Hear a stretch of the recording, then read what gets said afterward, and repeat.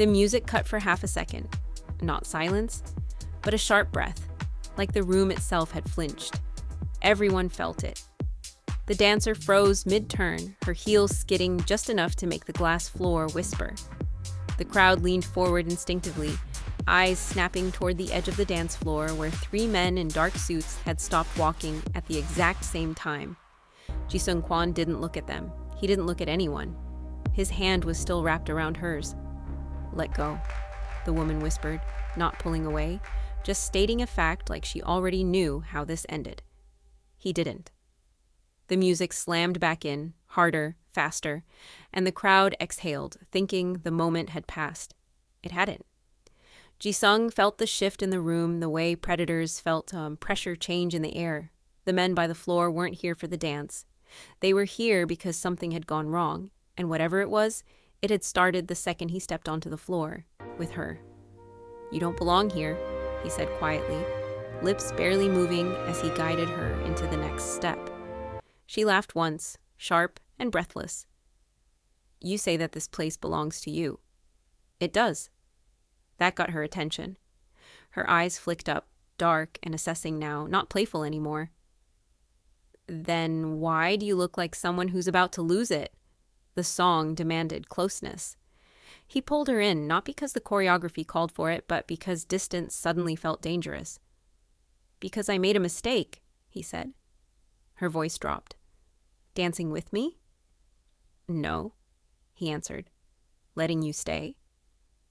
The men were moving again, slowly, deliberately.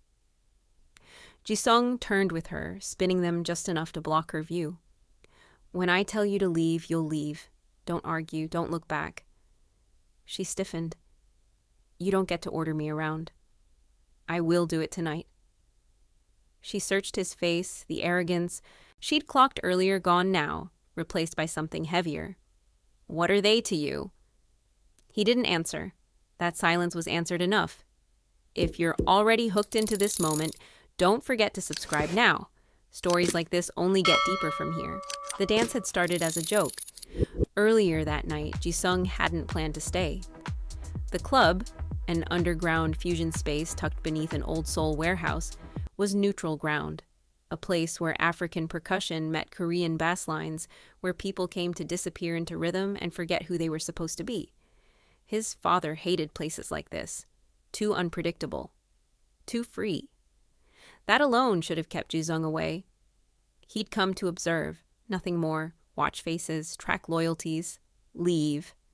Then the host panicked. "We're missing a lead dancer," the man whispered urgently, sweat shining on his temples. "She didn't show. We can't stall." Ji-sung should have walked out. Right then. Instead, he noticed the woman leaning against the wall near the bar, rolling her shoulders to the beat like she wasn't waiting for anything at all. Her movements weren't polished. They were honest. West African roots threaded through Korean club rhythm, her body translating between worlds without asking permission. "You," the host blurted before Ji-sung could stop him. "You dance, right?" She blinked. "Define dance." "Please." She glanced at Ji-sung then, eyebrow lifting. "You volunteer too, Suit?" He almost said no. Almost. Now here they were. Too close, too visible, too late. "What's your name?" she asked as they moved, voice low enough not to carry. "Ji-sung. Full name." "No." She smirked despite the tension. "Figures." "My turn," he said. "Yours." "Yara." "Just Yara?" She shrugged. "That's enough for people who don't plan on staying."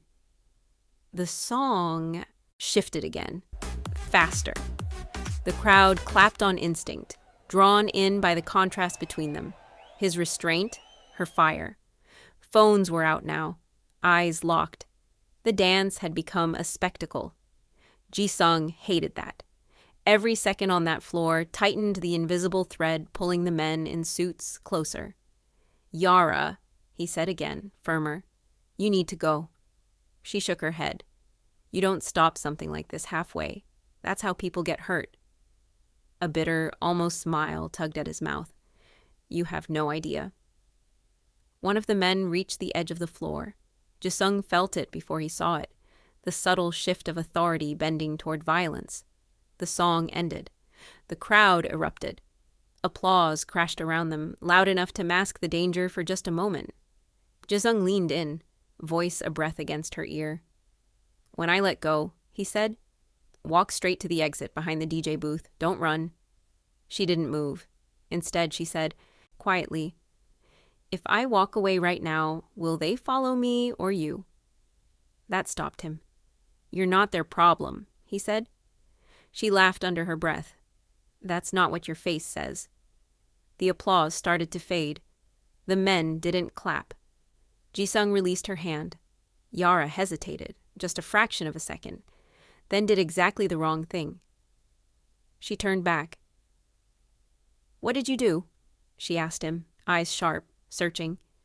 Because nobody looks at someone the way they're looking at you unless blood is involved. Jisung stepped forward, blocking her without touching her. "This isn't your story."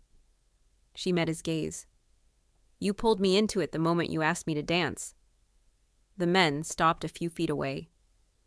"Mr. Kwon," one of them said politely, which somehow made it worse. "Your father is asking where you are." Jisung didn't break eye contact with Yara. "Tell him I'll call." The man's smile thinned. "He says it's urgent." "Everything with him is urgent." Silence stretched.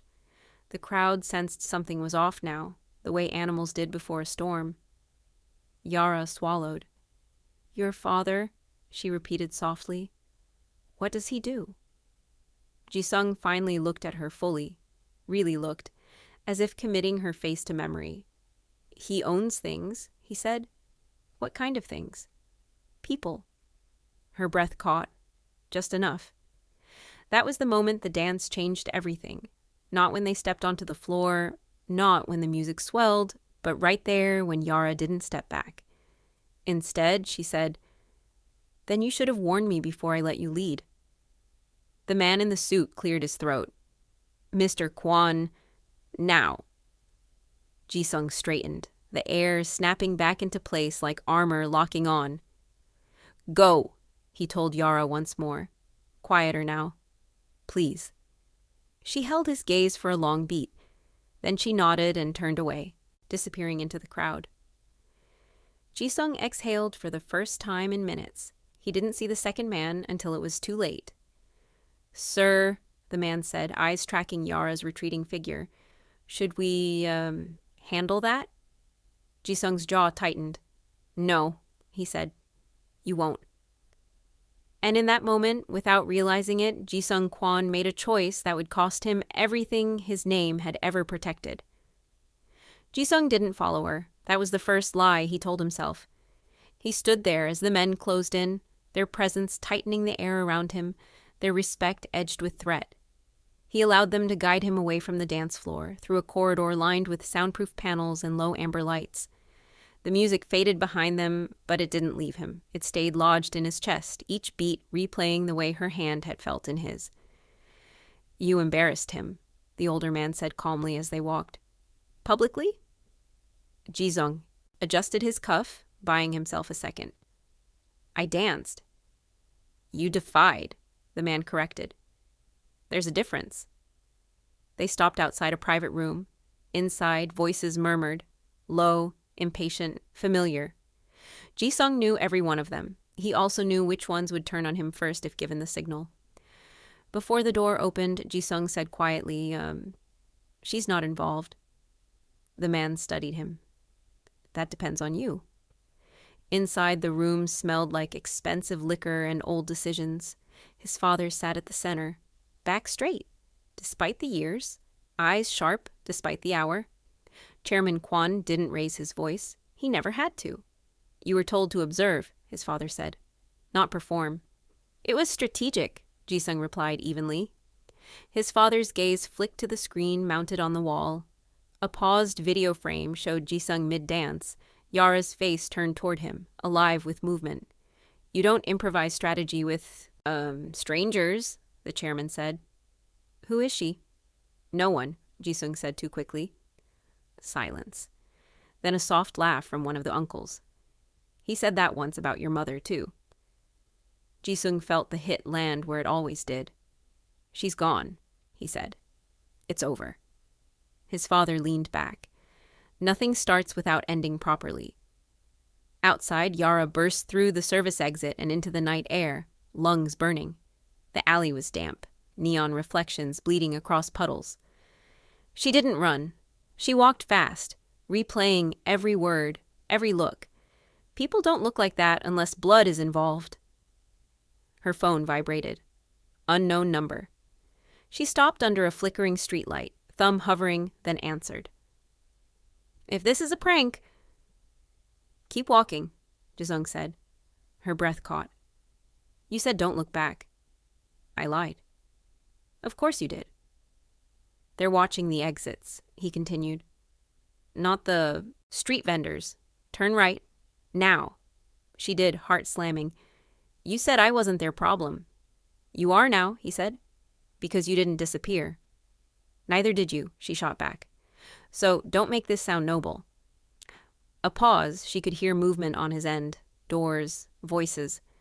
"I'm trying to keep you alive," he said. "That makes two of us." A motorbike roared past, too close. Yara flinched. "Listen," she said. "I don't know who you think I am, but I don't scare easily. I grew up crossing borders people don't even name." "That's exactly why you should be scared," Jisung said. "Because this world doesn't care how strong you are." She slowed near a row of closed shops. "Then tell me the truth." Another pause, heavier this time. "My family doesn't forgive curiosity," he said. "They erase it." Yara swallowed. "And you?" "I was raised to erase." Her steps faltered. "Raised," she repeated. "Yes. Not am. That mattered." A black sedan turned onto the street ahead. Its headlights washed over her face, blinding for a second. "Jisung," she whispered. "I see it," he said. "Cross the street, duck into the market. It's closed. Trust me." She didn't ask how he knew. She crossed, slipping between metal shutters into a narrow gap that smelled of spice and rain. The car rolled past slowly, then stopped. "Don't move," he said. "I'm not." Seconds stretched, then the engine revved and drove on. Yara slid down against the wall, breath shaking. This was supposed to be one dance. "I know." She laughed once, brittle. "I don't even like dancing that much." He almost smiled. Almost. Back at the club, Jisung ended the call and slipped the phone into his pocket just as his father's voice cut through the room again. "She answered," the chairman said. Jisung didn't bother denying it. "You're slipping," his father continued, "and when heirs slip, empires bleed." "She won't be a problem," Jisung said. "I'll make sure of it." His father's eyes sharpened. "How?" "By removing myself." The room stilled. One of the uncles scoffed. "You think you can step away? You think this is a job you resigned from?" Jisung met his father's gaze. "I think I can choose who gets hurt." A long silence followed. Then the chairman stood. "Bring her to me." Jisung's chest tightened. "No." "That wasn't a request." "If you touch her," Jisung said carefully, "you'll lose me." His father studied him like a chessboard. "You overestimate your value." "Do I?" Jisung asked. "Or are you afraid I've finally realized it?" The chairman smiled. "Find her," he told the men. "If she runs, let her. Fear teaches faster than mercy." They moved. Jisung stayed standing long after they left. For the first time, he didn't know which move would cost less blood. Across the city, Yara wiped her face and stood. Her phone buzzed again. Text message this time. "You need to disappear for a while," she typed back. "I don't disappear. I relocated." A beat, then, "They won't stop." She stared at the screen. "Then neither will I." If you're still watching right now, take a second to like this video and drop a comment. Tell me what you think Yara should do next. Trust me, your instincts matter here. Yara stepped back into the street, head high, fear settling into something sharper. resolve. Because whatever world Ji-sung came from, it had already reached for her, and she was done pretending she could dance her way out of it. Yara didn't go home. Home was predictable. Home was traceable. Home was where fear waited quietly for you to let your guard down. Instead, she took the long route through streets that smelled like rain and frying oil, past late-night food stalls where aunties argued in 3 languages, and nobody asked questions. She kept moving until the adrenaline thinned into something colder, something that forced her to think. By the time she reached the studio, dawn was bruising the sky. The place sat above an old tailor shop, the kind of building people forgot existed once newer glass towers rose nearby. Inside, mirrors lined one wall, cracked just enough to distort reflections. Speakers hummed softly, still warm from the class she'd taught hours earlier. Yara locked the door behind her and leaned against it, chest heaving. People who own people don't dance for fun. Ji-sung's voice echoed in her head, calm and terrifying in its honesty. She changed clothes, pulled her hair back tight, and paced. Every instinct told her to run. Another part of her, the part that had crossed oceans with nothing but stubbornness and rhythm, refused. Her phone buzzed again. Unknown number. She didn't answer this time. Instead, she texted first. "If you're going to keep saving me, you should explain why." The reply came slower. "Because I don't want to watch you become collateral." Her fingers hovered. "You don't even know me." Another pause. "I know what happens to people who stand too close to me. That did it." She sat on the floor, back against the mirror, knees drawn up. Typed, then stand farther away. Across the city, Ji-sung read the message from the balcony of his apartment. The city sprawled beneath him like a living map of power and consequence. His phone vibrated with updates he ignored. His jacket lay untouched on the chair behind him.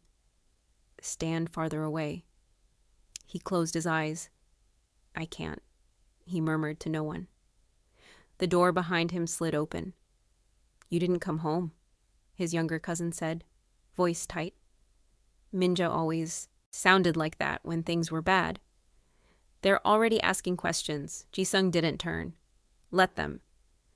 "They won't," Minjae said. "They'll take their answers." Ji-sung finally faced him. "Did they follow her?" Minjae hesitated. "That's not an answer," Ji-sung said. "They lost her," Minjae admitted. "For now." Ji-sung exhaled slowly. "Good." Minjae stared at him. "You're serious about this?" "Yes." "You know what happens if father decides you're compromised?" Ji-sung's mouth tightened. "I know." Minjae lowered his voice. "Then why are you still standing here like you have options?"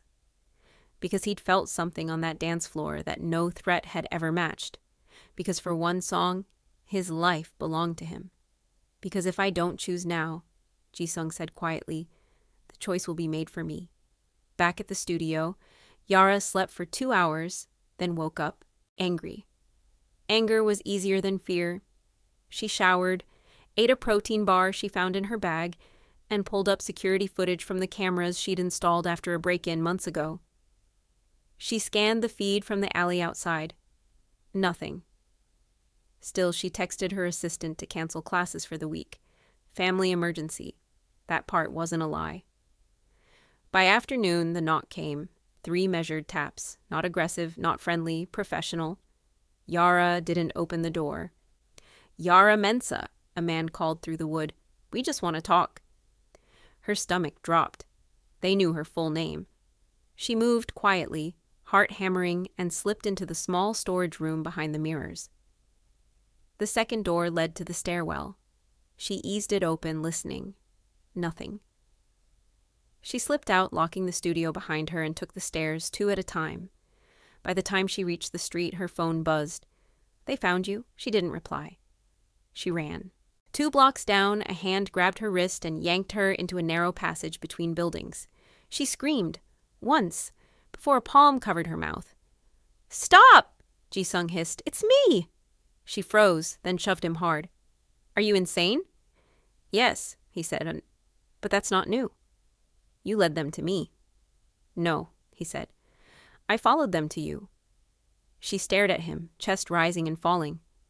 "Why are you here?" "Because you didn't run when I told you to," he said. "And because my father doesn't bluff." Her voice shook despite her effort. "Then take me somewhere safe." He hesitated. That was all the answer she needed. "There is no safe," she said flatly. "This is temporary," he corrected. "And temporary is all I can offer." She laughed, sharp and humorless. "You dance well for someone who lives like this." He met her gaze. "You dance well for someone who refuses to, disappear." Sirens wailed in the distance, closer than before. "Decide," he said, "and now." She looked past him, then back. "If I go with you, I don't belong to you." "You don't belong to anyone," he said. "That's the problem." They moved. Ji-sung led her through back streets into an underground parking structure where a nondescript car waited. He opened the passenger door. "Seatbelt," he said automatically. She almost smiled. As they drove, the city blurred. Yara watched his hands on the wheel, steady, practiced, carrying the weight of decisions most people never saw. "Tell me about your mother," she said suddenly. He glanced at her. "Why?" "Because you don't look like a man who learned mercy from your father." Silence stretched. "She danced," he said finally. "Not professionally, just freely. My grandfather hated it." "And your father, he learned to hate it too." Yara nodded. "So that's why you froze tonight." He looked at her sharply. "You recognized it," she continued. "The moment where movement becomes a choice." The car slowed at a red light. "Yes," he said, "and I realized I've never chosen anything." The light turned green. They didn't notice the motorcycle until it was beside them. The rider lifted a phone, snapping a photo through the window. Ji-sung swore and accelerated. Yara's pulse spiked. "That's not temporary." "No," he said grimly. "That's proof." Proof that the air wasn't alone. Proof that the dance hadn't ended. And proof that the next move would demand more than rhythm ever could. The car didn't stop until the city thinned into long stretches of road lined with warehouses and closed factories, the kind of places that survived by being forgotten. Ji-sung killed the engine beneath a flickering street lamp and sat there, hands still on the white wheel, listening. No sirens, no engines, just the tick of cooling metal. Yara was the first to move. She unbuckled and turned toward him fully. "You didn't tell me someone was already watching." "I didn't know how fast they'd move," he said. "That photo means they'll accelerate." "And your father?" "He'll deny it was him," Ji-sung said. "Which means it absolutely was." She studied him. "So what happens to people who embarrass him?" Ji-sung's jaw tightened. "They're corrected." "And you?" she asked. "Are you correctable?" He didn't answer. Instead, he stepped out of the car and opened the trunk. Inside was a single duffel bag, passports, cash, burner phones, preparation masquerading as inevitability. Yara climbed out slowly. "You planned this?" "I prepared for the outcome," he corrected. "I just didn't think this would be the trigger." She crossed her arms. "You don't get to pretend I'm some random variable. You chose me." "Yes," he said quietly, "and that's what scares them." A car passed on the road behind them. Both of them stiffened until it disappeared. "You can still walk away," Ji-sung said. "I'll create a distraction. They'll focus on me." Yara shook her head. "You don't know how they'll correct you." "I do." "And you're still offering?" she asked. He met her eyes. "I've never offered anything in my life." The words hung heavy between them. She stepped closer, lowering her voice. "If I do this, if I stay in this mess, you don't get to decide my fate for me." "I wouldn't dare," he said. "I'm trying to give you one." She searched his face, then nodded once. "Temporary," she repeated. "That's all." They didn't see the second car until it was too late. Headlights flared behind them, engine growling as it slowed, deliberate and confident. Ji-sung pushed Yara behind him instinctively. Get back in the car. The door of the other vehicle opened. A man stepped out, smiling like this was a reunion. Mr. Kwon, he called. You've been difficult to reach. Ji-sung didn't move. You should have stayed away from her. The man chuckled. She's fascinating. Did you know she has no criminal record? No powerful relatives? Very, unguarded. Yara's nails dug into Ji-sung's jacket. He felt it and stayed still. This ends now, Ji-sung said. You don't touch her. The man tilted his head. That depends on whether you remember who you are. I remember, Ji-sung said. I just don't respect it anymore. Silence snapped tight. The man's smile vanished. You sound like your mother. That did it. Ji-sung moved, not toward the man, toward the car. He grabbed Yara's hand and yanked her into the passenger seat, slamming the door shut and flooring the accelerator. Tires screamed. The other car lurched forward, chasing. Yara braced herself. You said no guns. There aren't, Ji-sung said. Yet. The road blurred. He took turns too fast, cut through industrial backstreets, lights flickering past like warnings ignored. Why won't they just kill me? Yara shouted over the engine. Because you're leveraged, he said, and because they want to see what I'll do. A sharp impact rocked the car. Their bumper clipped. Yara gasped. Seatbelt tight, he ordered. We're losing them. You sound sure, she said. I'm not, he admitted. He swerved suddenly into a loading bay and killed the lights. They rolled to a stop behind stacked containers just as the pursuing car blasted past. Both of them froze. Seconds dragged. Then the sound faded. Yara's hands were shaking now. She pressed them against her thighs, breathing hard. This isn't sustainable. No, Ji-sung said. It's escalating. She laughed weakly. Of course it is, he turned to her. They won't stop testing me, not unless I give them a reason. Her voice dropped. What kind of reason? Ji-sung stared at the dark windshield. One they can't undo. She followed his gaze. You mean leaving? Yes. And they'll let you? No. Yara swallowed. Then what? I burn my position, he said. Publicly, permanently. She went very still. You dismantle your own protection. I dismantle their control, he corrected. There's a difference. And after? She asked. When you're just a man with powerful enemies? He met her eyes. Then I'll finally be honest. With whose? He didn't say it, but she felt the answer anyway. Her phone buzzed. She looked at the screen and went pale.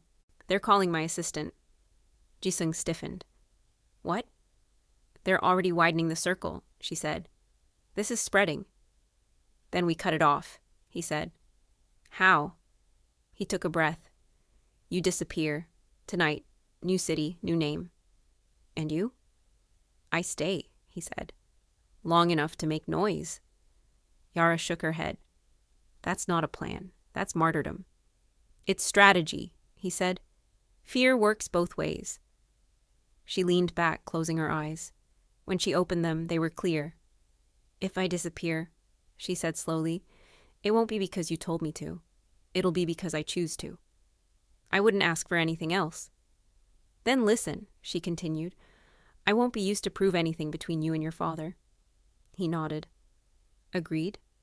And when you make your move, she said, you don't do it for me. That hurt more than he expected. I do it for myself, she finished. If our paths cross again, it'll be because neither of us is running.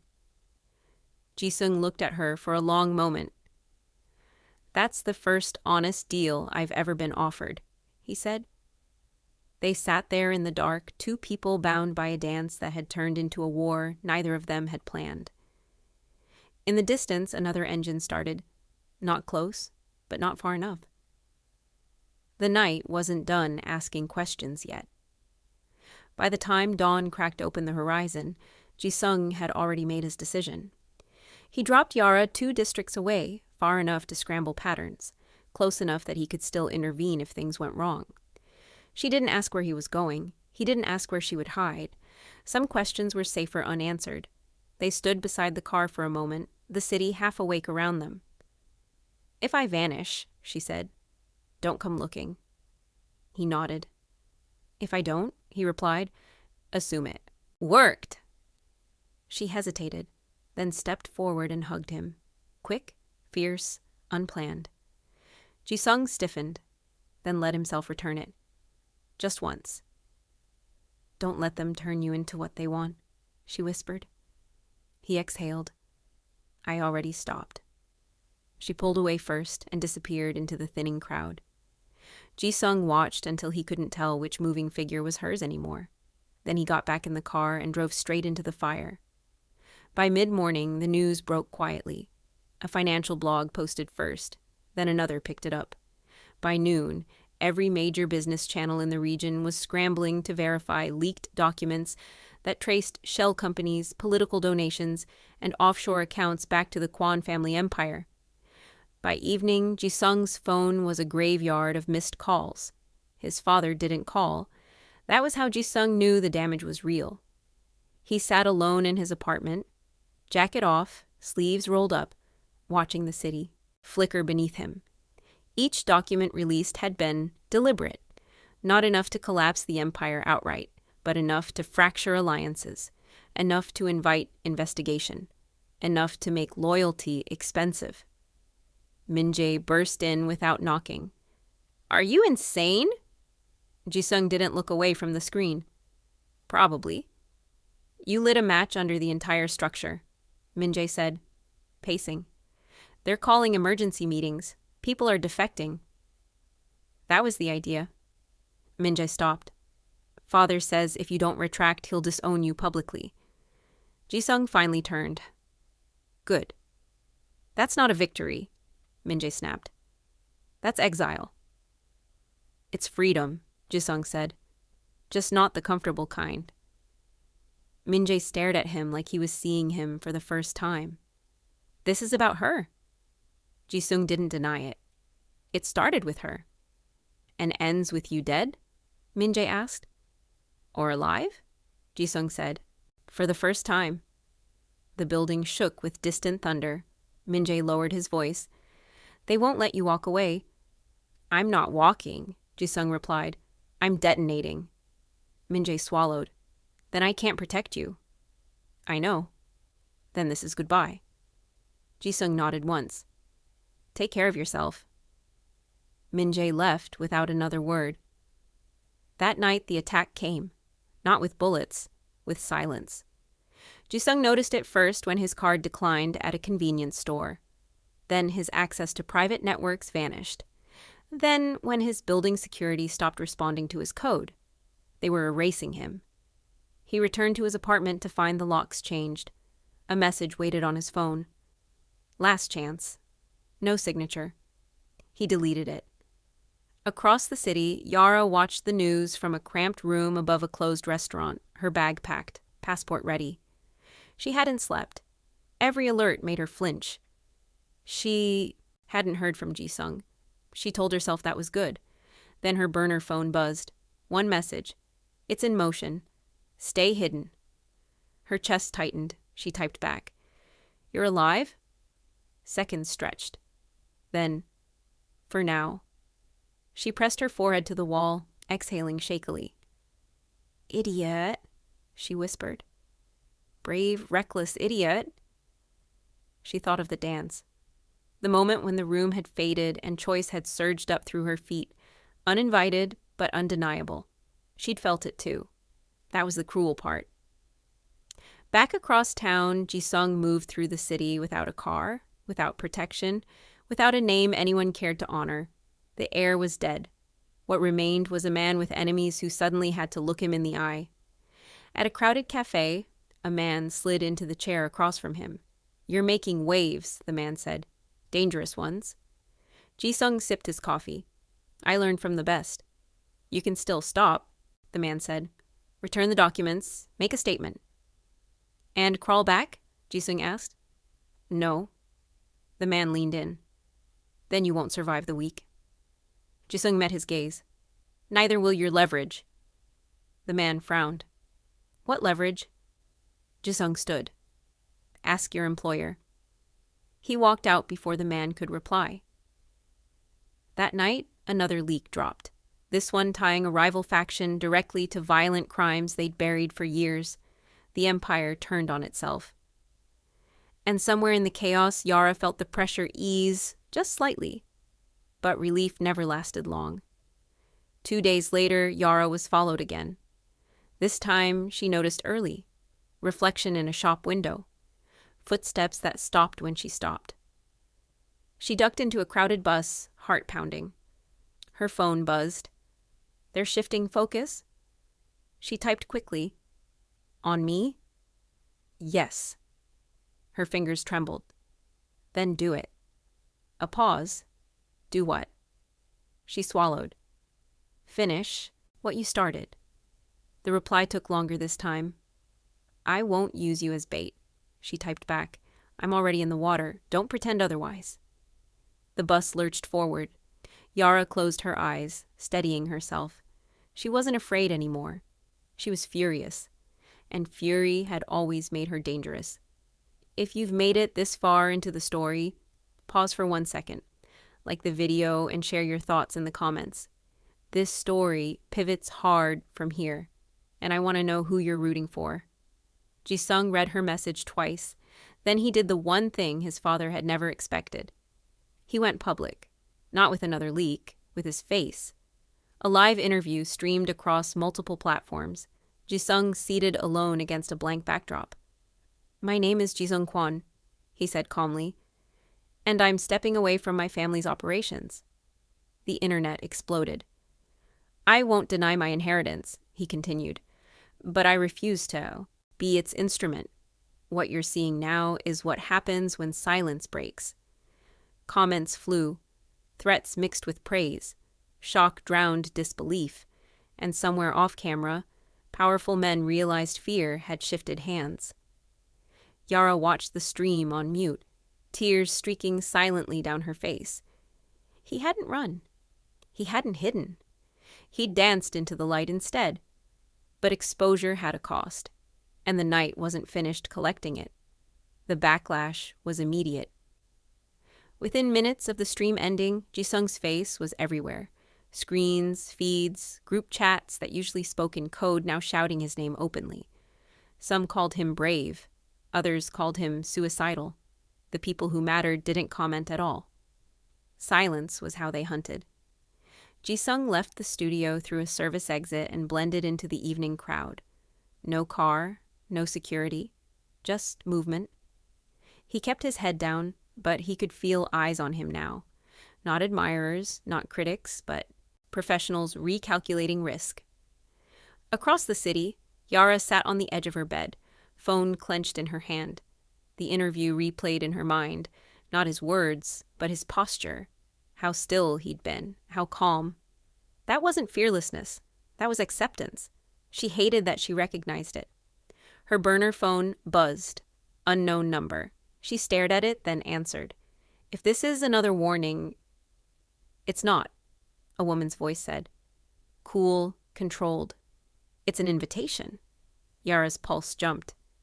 To what? To stop running in circles, the woman replied, and to understand why you were chosen. Yara laughed softly. I wasn't chosen. I danced. Yes, the woman said. That's why. The line went dead. A message followed with an address. Yara sat there for a long moment, then stood and grabbed her jacket.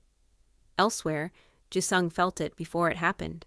The shift, the wrongness. He crossed an intersection, and the crowd thinned too suddenly. A van idled at the curb, engine humming low. He turned. Too late. Hands grabbed him, efficient and silent. A hood dropped over his head. The world narrowed to fabric and pressure, and the steady rhythm of his own breathing. He didn't resist. Resistance was what they expected. When the hood came off, he was seated in a dim room, concrete walls bare except for a single light overhead. Across from him sat his father. Chairman Kwon looked older than Jisung remembered. Smaller, still dangerous. You always liked drama, his father said mildly. I just didn't expect you to weaponize it. You taught me leverage, Jisung replied. I finally listened. His father studied with him. You think exposure makes you untouchable? No, Jisung said. I think it makes you visible.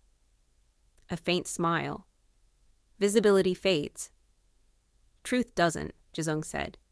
It multiplies. The chairman leaned forward. You've embarrassed us. You've destabilized decades of work. And for what? Jisung met his gaze. For choice. His father's eyes hardened. This is about the girl. It started there, Jisung admitted. But it's about me. You would burn everything for a feeling? The chairman scoffed. For the first honest one I've ever had, Jisung said. Yes. Silence stretched. Then his father stood. You'll be contained until this passes. You can't put silence back in the box, Jisung said calmly. You taught me that too. The chairman paused at the door. People like her, he said without turning, don't survive proximity to power. Jisung's voice sharpened. If she's harmed, you'll do what?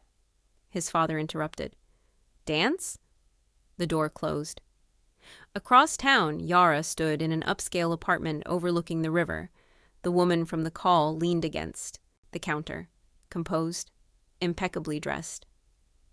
You wanted to know why the attention, the woman said. It's because you don't bend. Yara folded her arms. That's not rare. In this world, it is, the woman replied, especially without protection. Then why bring me here? The woman smiled slightly. Because the empire is fracturing, and when structures fall, people like you become variables. Yara's eyes narrowed. You want to use me. I want to understand you, the woman corrected, and possibly help you. Yara shook her head. I don't belong to your chessboard. The woman studied her. Neither does Jisung anymore. That hit harder than Yara expected. Where is he? Yara demanded. The woman hesitated. Just a fraction. That was enough. Yara turned for the door. I'm done being discussed like an object. You walk out, the woman warned, and you lose what little protection exists. Yara paused, hand on the handle. Then you never had power over me to begin with. She left. Night swallowed the city again. Jisung waited in the room for hours, measuring time by breath and resolve. When the door opened again, it wasn't his father. It was Min-jae. They didn't expect this, Min-jae whispered urgently. International pressure. Journalists. The leak spread wider than planned. Jisung's chest tightened. Yara? Min-jae shook his head. Not touched. Yet. Then listen, Jisung said. Get her out. Now. Min-jae swallowed. If I help you, I burn too. Jisung met his eyes. I know. A beat? Then Min-jae nodded. I'll do it. The plan wasn't elegant. It was desperate, and it worked because nobody believed Jisung Kwon would be reckless enough to disappear in plain sight. By sunrise, a scandal broke bigger than any before, evidence tying Chairman Kwon directly to crimes he'd insulated himself from for decades. Arrest warrants followed. Allies fled. In the chaos, a single prisoner transfer vanished from record. Jisung stepped into daylight wearing borrowed clothes and no name that mattered. 2 streets away, Yara waited. They didn't speak at first. They just looked at each other. Really looked. As if confirming the other was real. You look terrible, she said finally. He smiled faintly. You should see my reputation. She laughed, and then she was crying, and then they were holding each other in the middle of a city that no longer knew what to do with either of them. Where do we go? She asked quietly. Anywhere, Jisung said. Nowhere that owns us. Weeks later, the story settled into headlines and then into history. The Mafia empire fractured. Trials began. Names fell. The dance clip resurfaced online. Millions of views now, slowed down, analyzed, romanticized. People called it fate, destiny, love. They were wrong. It wasn't a dance, it was the choice that followed. Somewhere far from the city, in a place where music played without fear, Yara taught a class under open windows. Jisung watched from the doorway, anonymous, free in a way he was still learning to carry. When the song ended, she caught his eye and smiled. One dance hadn't saved him. It had simply reminded him that life was something you stepped into, fully, no matter the cost. If this story moved you, don't forget to like the video, subscribe to the channel, and drop a comment below. Tell us, would you have made the same choice? Because sometimes, one dance doesn't change your life forever. It just shows you which life is yours.